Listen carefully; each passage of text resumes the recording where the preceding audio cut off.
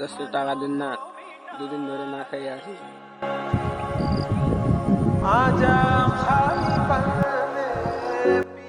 দাঁড়াতে আমি আসতেছি।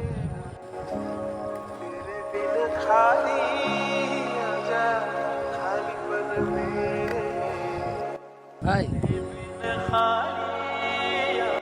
আপনার মানি ব্যাগটা পড়ে গেছে। ভাই দাঁড়াও। ভাই আপনাকে অসংখ্য ধন্যবাদ। টাকাটা রাখেন।